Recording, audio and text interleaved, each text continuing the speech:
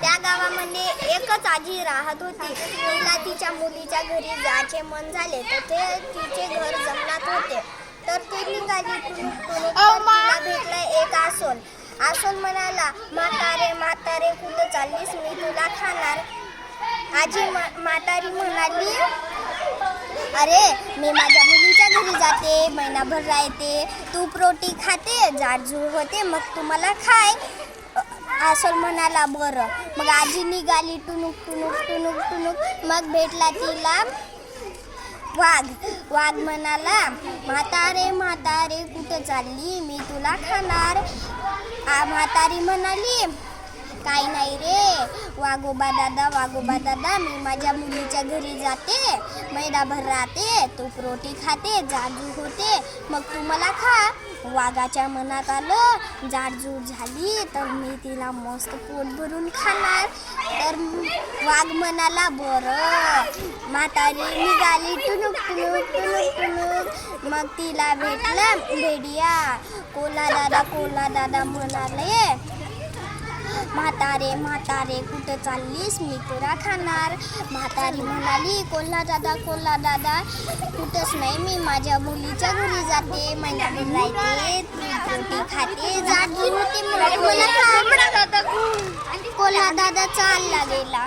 मग मुलीच्या घरी म्हातारी पोचली. महिनाभर राहिली, तूप रोटी खाल्ली आणि चांगली जाडजूड झाली.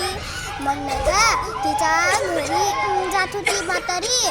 तर म्हातारीने मुलीला सर्व गोष्ट सांगितली का माझ्यासोबत असं घडलं.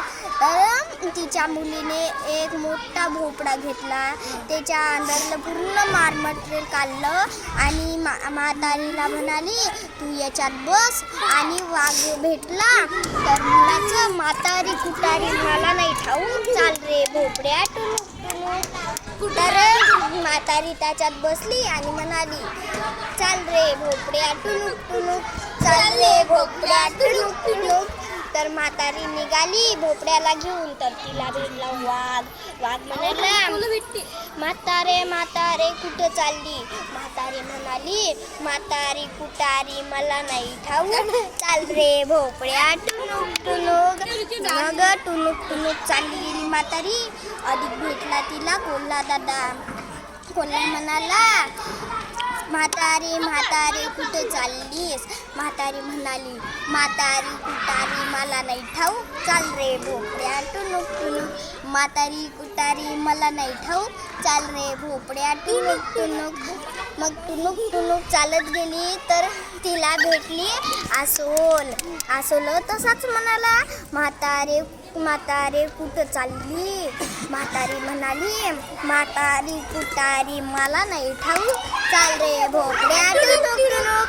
म्हातारी कुटारी मला नाही ठाऊक, चाल रे भोपड्या टुनुक. म्हातारी चालली गेली घरी आणि तिथं भोपड्यातून निघाली आणि घरात गेली, दार लावून घेतलं आणि खूप छान बसली. याचं तात्पर्य, कोणत्या संकटाच्या वेळी हुशारीने काम करावे.